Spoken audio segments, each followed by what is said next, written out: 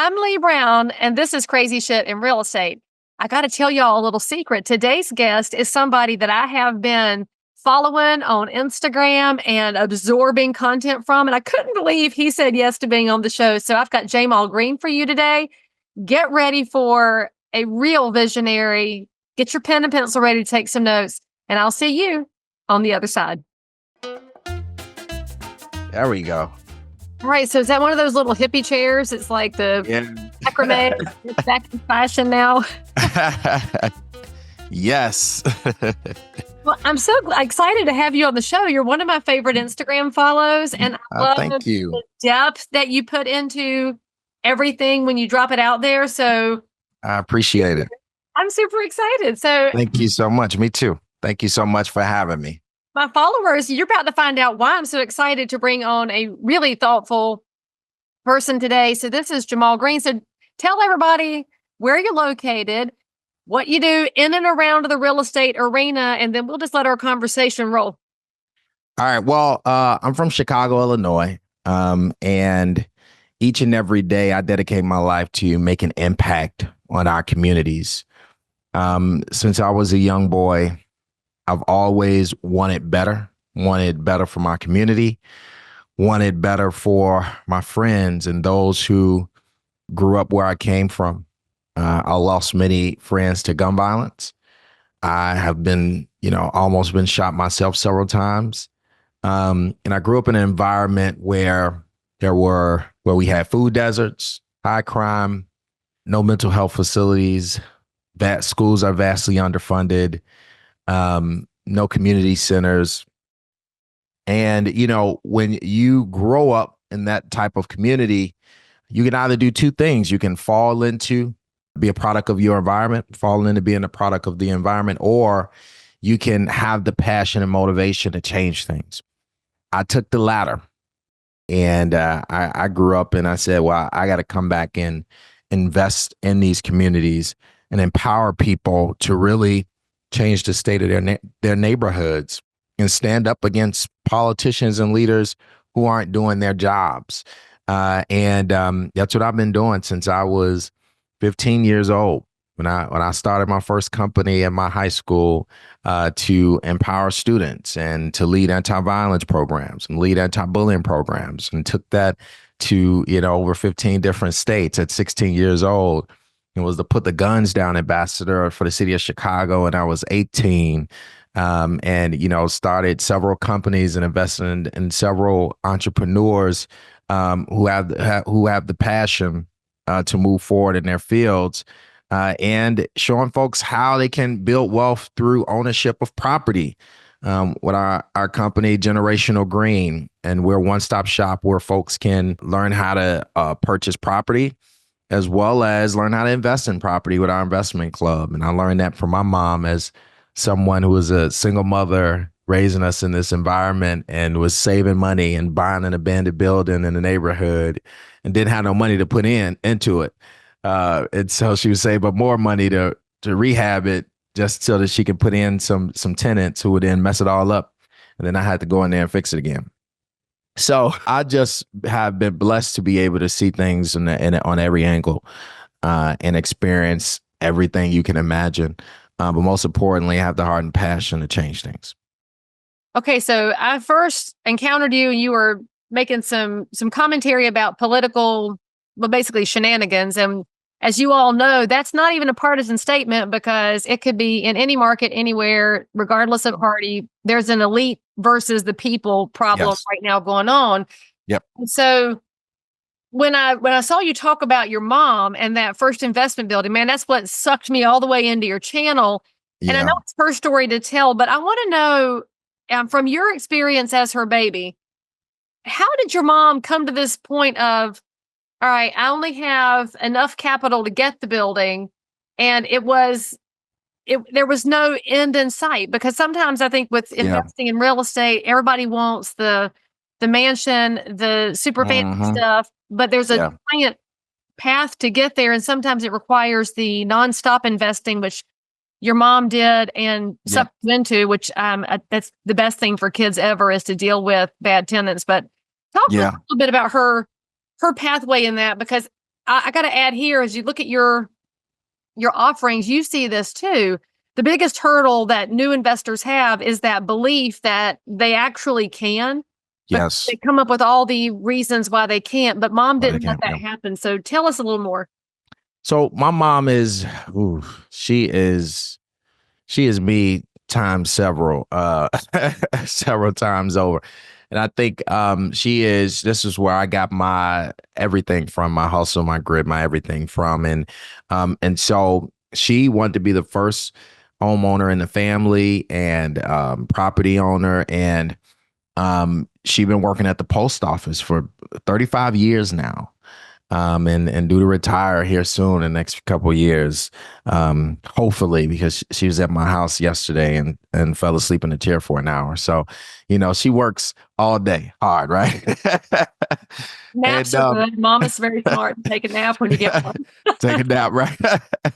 And but she has never stopped running all of these years.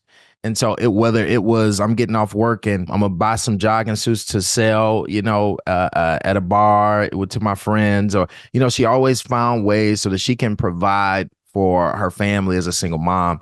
And so the real estate was just that other piece of like, okay, well, I need to become a homeowner in our family. Bought our first home for $160,000, in the hood, but beautiful home, right? Beautiful home. It was big. It was a big home actually. But it was right in the heart of a lot of the mess, right? But this is what she could afford right now. And I want to be a homeowner. She did so. Then she turned around and, she started saving money to buy abandoned buildings that for like, $12,000, $15,000, right? That were also the neighborhood. She bought a building not even a mile away from where we stayed, like, maybe 5 blocks away. She bought a 2-flat for dirt cheap, Greystone at that. And she rehabbed it, put 2 Section 8 tenants in there. They wrecked the building. And then I had to go in there and see like the aftermath of like, whew, Jesus, all the holes in the walls and roaches. And it was just, oh, it was just terrible, right? But now my mom, she don't have the money to get a crew in here to fix it up again, right? So now she got this one handyman who she's paying $50 a day. And then she got her son, her only son, right? So, hey, get in there and help him. And so now we're in there, patching walls, painting, doing everything that we got to do to get it back at standard so she can rent it out again. And so my mom has done that several times over. Even the home that she's staying in now, I didn't even know she owned that property. She was on that property for years before she ever put any money into it.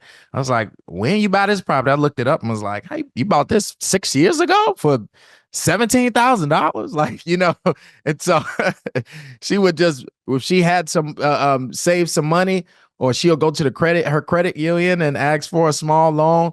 She'll put it together and buy the house cash for $15,000, and then don't have the money to put into it, and come back 5 years later and fix it up. And so that was always my mom and how she's moved to this day. And it really showed me how important it is to take risks, to invest back into the community, to understand that returns can be slow at times, but not having fear of investing and making impact.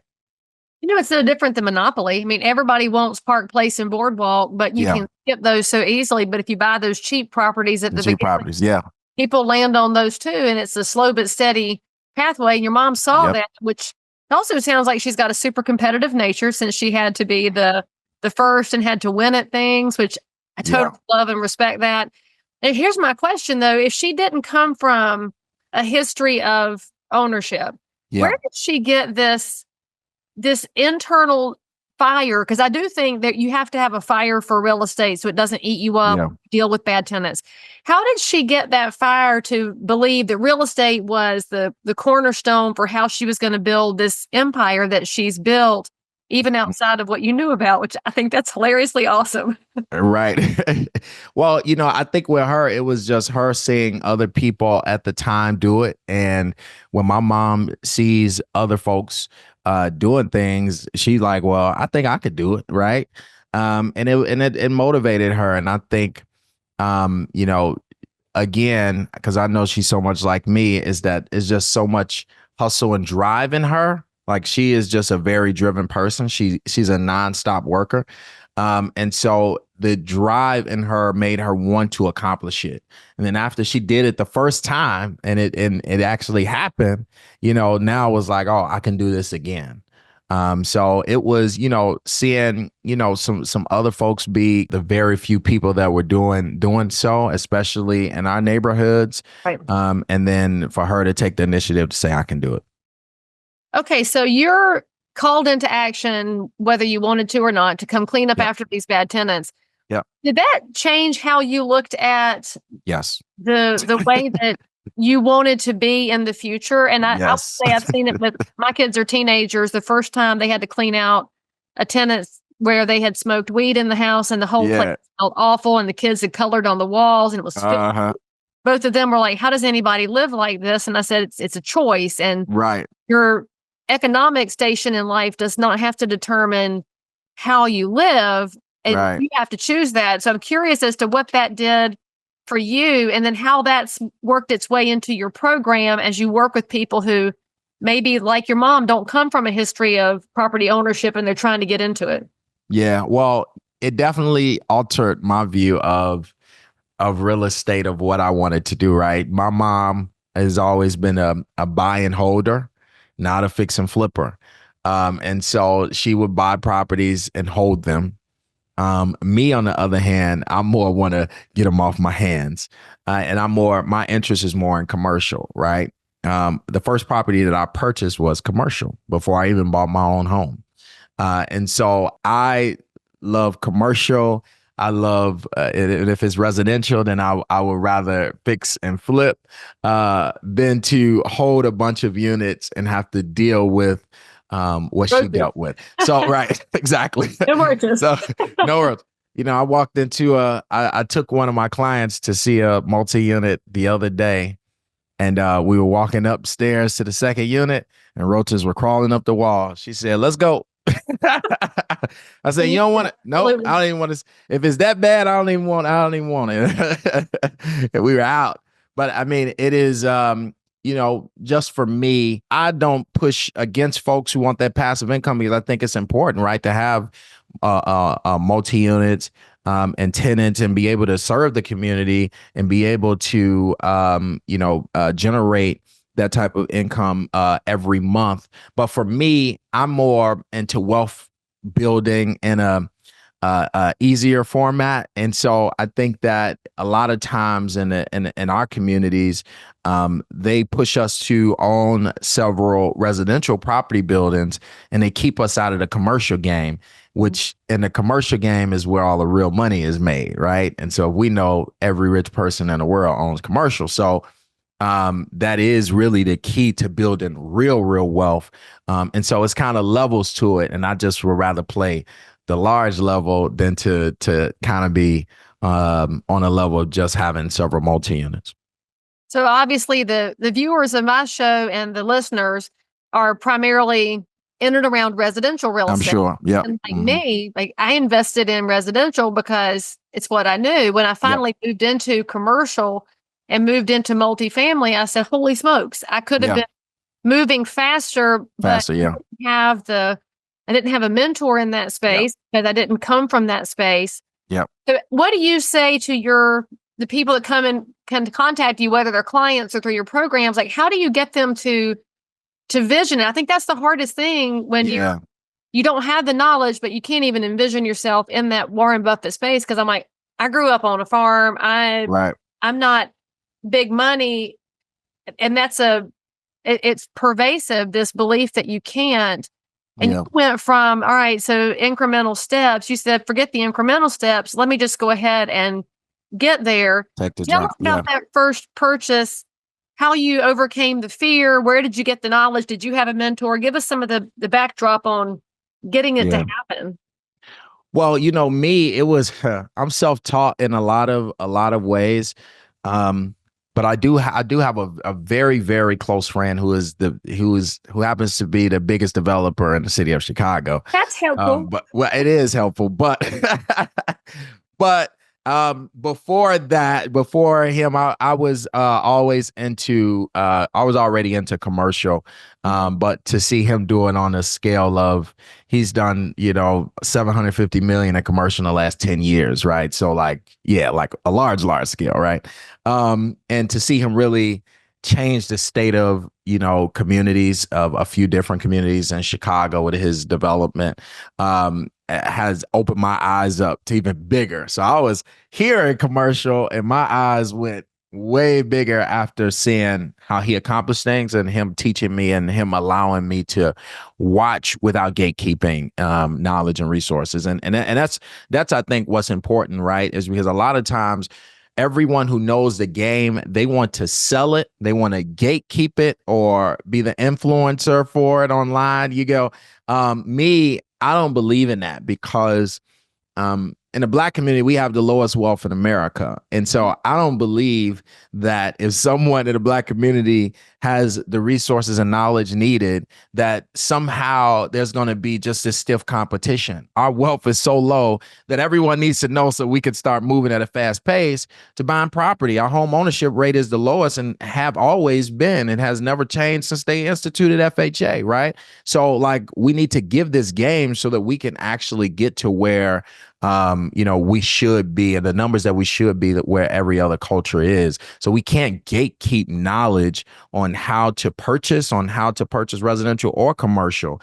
And so for me, I mentor. We do constant education every week. We do expos every quarter. We do trolley tours to things that are on the market, and we teach about prices, equity, etc. Right now, I got a client who has 2 daycares. One, she bought her first property cash, no, don't owe anything on it, and just paying property taxes, right? And did a home daycare in it. And then she's like, well, I want to do a commercial space. She went and rented a commercial space, and she's paying, $2,100 for rent every month for her second daycare, right? And I said, no, we need to get you a commercial space, right? Just so happened, not even about a mile and a half away on the main street, right next door to the fire department.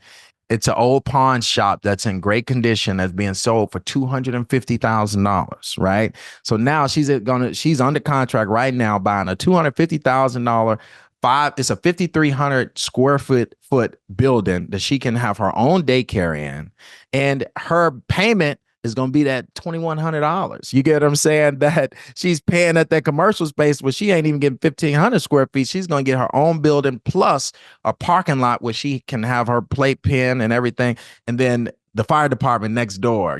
So it is just an amazing deal, and she's just excited to get her first commercial property. So I'm mentoring her and brought her the deal and got her the financing and helped her do this. So a lot of times we just need more people to stop gatekeeping, mentor, give them information, show them how to do it. I went through and showed her, business plan projections, profit and loss statements, and, just all the different things that they use to underwrite commercial and business deals, and as owner operators. And, that's what I do.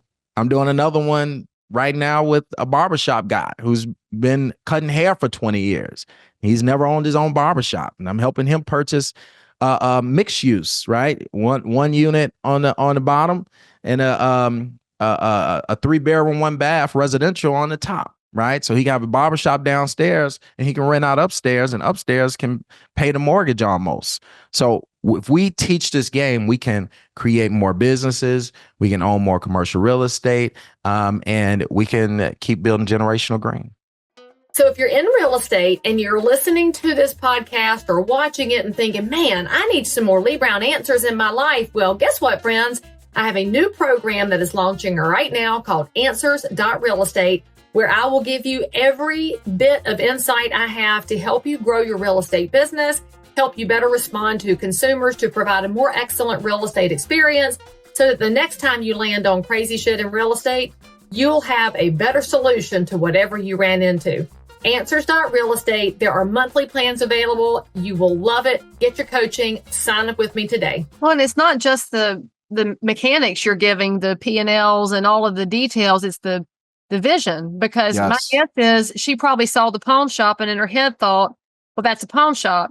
Right. Instead of thinking I can change the whole community, because a daycare can change a community, because it gives people a way to figure out their work lives and figure out, especially when they're close by. And not that pawn shops aren't important, because they're a part of the economy too, but it's a difference in the community between way different pawn shop and a daycare. And I don't know that we talk about that in real estate enough, that's one of the, in addition to the education, we sometimes help somebody say, you can actually put your barbershop here and rent the upstairs. And they say, it never occurred to me. Never occurred. And they're thinking about the barbershop. Barbershop. Now I'm thinking about my neighbors, because this is my building in Concord, North Carolina that I'm in. Yep. The building next to me is a barbershop, and those guys they're amazing. When they first moved in, I asked them, what do you specialize in? They said, bald people. And I about died laughing, because they said that's who you want for long-term clients, because they come the most often. Yes. So they had this very intimate knowledge of their business. And of course, we've talked about the building, and it's just a long-term process of you guys could talk that guy into selling it to you, because at some point he's going to want to change where his money goes, and you want to be the first one in the conversation. Be the first one. And it's just about the idea that you can do what you love, and you can build on top of that. Yep. And that's obviously part of the idea that we don't need to gatekeep so much. So if you look at the gaps, there's a huge gap in home ownership between the African American and everybody else. Yes. Do you think it is more lack of, I mean, we know the resources are there, but where is the education the lack, or is it the vision? Yes. Because I worry about the visioning too, since your mom's different. And I keep coming back to this, because if all you've ever seen is renting, then nobody ever said to you, you could own something. For a lot of people, it's that seed. Like in the parables, Jesus talks about you cast the seeds, and some fall on fertile ground and some fall on rocky soil. But you have to be casting the seeds. And your mom caught one from somebody or something at some point, or her own competitive nature. How do we get that into the African American community, so we can get people to say, I want it, I'm willing to chase it.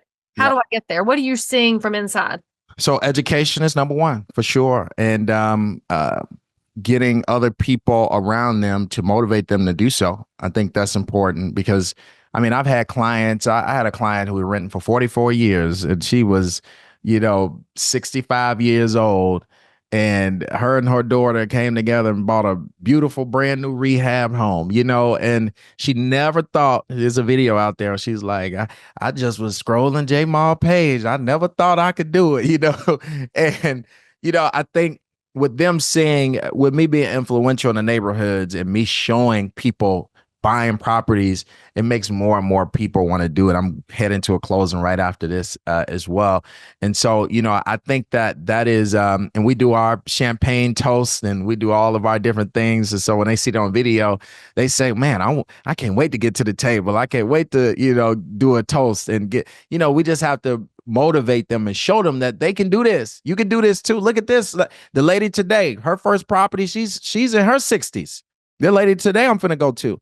You can do this no matter what age you are. This is her first property, and she's a grandma, right? And so we have to show them that no matter where you come from, if you got some income, you got decent credit. Matter of fact, we can help you build your credit, because we got a credit repair program.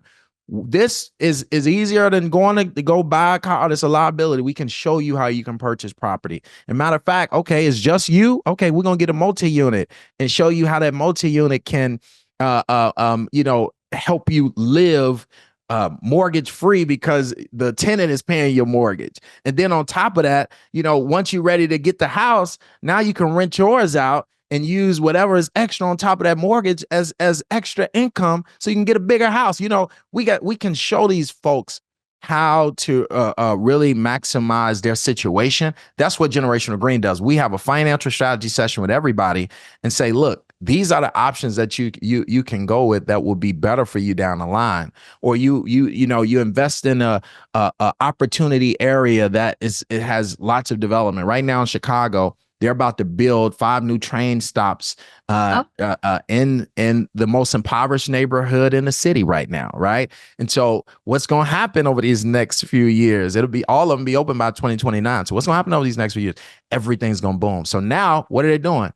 They're buying properties. I'm a partner developer with my friend, and we're buying properties all around the train stops, and so that we can start increasing the values and getting folks into the neighborhood and building on all the vacant land that's there. So you can buy now and then see the return in the next few years because your property value is going to double or triple, right? And so it's just educating them and showing them how they can, really get to that next phase of their life, and understand that your first purchase is it's not about you getting your dream home. Okay.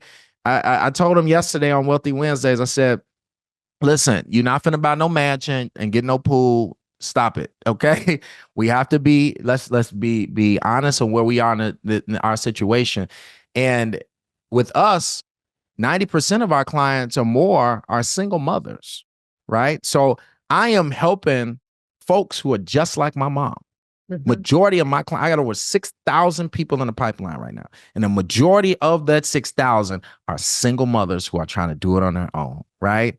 And so the impact that we're making to show them that they have the ability to do this and create wealth is just amazing. And it may not start with the mansion, but guess what? Your second property gonna be better. Your third property is going to be even better. And at some point, if you parlay, one of these properties going to hit, and you turn around and you got $150,000 in equity that you can either HELOC or refinance, or take that money out and invest in a business, get a commercial, and really change your life. And that's what it's about. Change your kid's life. And change your kid's life. Your life is different because your mom took the leap. And you got to be involved in the process. So correct. All those moms in your pipeline get to say, okay, my kid is going to get to see a different. And they bring their kids with them. I love it. They always bring their kids with them. I had a client come the other day with her kids that she's buying a 2-unit. And she's like, well, they want me to rent them the top unit because they are like 21 and got jobs and stuff. So she like, well, they want me to rent them the top unit. You think they're gonna pay rent? I say, look. So you better get on it. So I brought it up in front of the kids. I said, hey, y'all, rent gonna have to be on time. And we got our money. We gonna be but just the fact that she is able to do this and her kids are able to see this. Her kids are 21. So, they're now older and able to see their mom do it. That means that they're going to do it in a few years. And not only that, she's using her Section 8 voucher to do it. She's turning her Section 8 voucher in for a $20,000 grant. Why don't more people know about that, by the way? Because it drives me nuts that it's been sitting there all these years. They don't promote it. They don't do enough to promote it.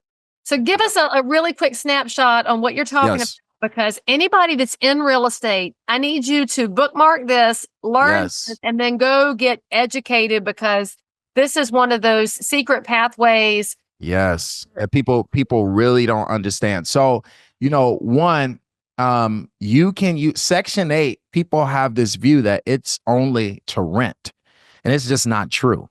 Section 8 vouchers can be turned into home ownership. And it is several programs depending on where you are. Right here in Chicago, the one program that everyone can have is they can turn their voucher into a situation where they'll help with the down payment as well as help with your mortgage payments, similar to Section 8 renting, right? So you can turn it into actually purchasing a home and they'll help you pay your mortgage. That's one. You have to get into your housing voucher program wherever you are. Number two, in Chicago, they have a program here where they'll buy your voucher. Right. So this Chicago Housing Authority will say, hey, here's $20,000 down and you can buy your property. Right. And so they'll let you turn your voucher in for $20,000. So you're not bringing nothing to the table, and it lowers your purchase price. And to walk you into owning your property. So you can either get into the program, turn your voucher into home ownership, or you could just turn it in right now and get under contract right now, and then give you $20,000 in 30 days. So, those are the two options for us in Chicago. And there are other different incentive and options around the country when it comes to Section 8. That's why we got to go into all the public housing places and educate these people and say, hey, y'all been on this for 5, 10, 15, 20. It's time to come on. You got some income. You got a job. All right, let's go. Let's turn this voucher into home ownership. And we can't do this enough. And y'all, you got to know that what he just said is true. Your housing authority where you are may have its own different programs. And so get smart, go to the housing authority and say, what's available? If they say nothing is, or they don't know, ask for the next person, because you may be talking to somebody who's just in their routine own world, and they've not paid attention, because we have a shortage of people that will accept vouchers right now. There's a huge waiting list for people with vouchers. If you could talk to the people with vouchers and offer them another pathway, you might be surprised, because some people on Section 8 are in a low place in their life. They're not forever trying to just skate by. There's a ton of people who went through a disability, they went through a divorce, they went through some kind of a life change. So don't assume, just go. Don't assume. Majority of these people, I got several clients. They got good jobs. They credit at a 640 or higher. I got people on Section 8. I look up, somebody was like, oh, I got a 750 credit score. I was like, dang, okay. So they credit against good shape, and they've been at the jobs for 2 years. And, Section 8, the voucher system, what they do is they just keep increasing the amount of money that they're paying on their rent every month. Why are you doing that? Let's just buy a property, right? So a lot of folks on Section 8, people don't understand, have the ability already. It's a very, the smaller amount are the ones who just want to stay on it. The larger amount are people who actually can get on their feet and purchase. And we just got to go motivate them and get them. And it's never too late. Like your clients. It's never too late. I'm going to go to one right now. That lady who's rented for 44 years, her property could have been paid off. And so that's where y'all, you gotta realize that if you give the vision, give the hope, you can help somebody build out the next 20 years to look different than the first 20 years. And I think I called you Jamal earlier, but you're Jamal. So I got to put a capital A in. That's fine. What is it? I don't care what you call me. Just call me. I appreciate it. So, Jamal, if somebody wants to follow up with you and find out more about Generational Green, if they're listening to this, they're in and around Chicagoland and they want to get involved in the programs, or you're an agent somewhere else that says, I want to be mentored so I can create that where I am, what is the best way for them to find They can find me at Jamal Green everywhere on Instagram and Twitter is JAYMAL Green. But it's not hard to find me on social media, generationalgreen.com. We are able to support in many states as well. We have a credit repair program, tax clinic, education every week. And we got clients from around the country who tune in. And if there's a city, where we're not fully in, we'll partner with a realtor there that can help them after we move them through the process. So we got a Atlanta office opening up soon. A Nashville as well office coming up soon. So we are expanding this movement to get people to move and make the impact on communities. And so generationalgreen.com. Awesome. I really appreciate you coming on the show. I love what you're doing. Please continue to blast it out there, because I think about your 6,000 pipeline. If even 10% come through your program all the way, that is change the game. 10% of your followers' lives in a way that you'll never see it, but you'll know it was done well. And what a great legacy to leave. So, Jamal, thank you so much. I was so excited to get to you so much. And I'll be back. I appreciate you. Please have me back on. Oh, I will, because I want to hear more about the next steps. And I guess you don't have Charlotte on your list. We have to talk anyway. Yes, we got to talk. We got to make it happen. Well, have fun at your closing celebration. And friends, say something in the comments, ask a question. If you need more information, you can ask there. Or, as always, visit the show notes for this episode for all of the links and handles so that you can follow up and help change somebody else's life in your community too. Jamal, thanks. And make sure y'all subscribe for more. I'll see you next time. Bye-bye. By the way, friends, don't miss my brand new coaching program at answers.realestate, where you can have access to Leigh Brown, submit your questions, have them answered, meet like-minded professionals, have an entire library to help you build your business no matter what happens in the market. Get signed up today. I promise you'll be glad you did. So if you found value in this episode, please like and subscribe to this channel, turn on the bell, and catch another amazing episode by clicking above. Crazy Shit in Real Estate is also available in all of your normal podcast apps. So if that's where you like to hang out, go find me, click subscribe, and most importantly, leave me a review that says you think I'm awesome, my guests are awesome, or this content is just exactly what you were looking for. And then, by the way, if there's something you need, you want to learn about something, you can comment below anytime. You can also send me a direct message if you need to remain anonymous. No judgment. But anyway, I'll only judge if you forget to subscribe and click. I'll see you next time.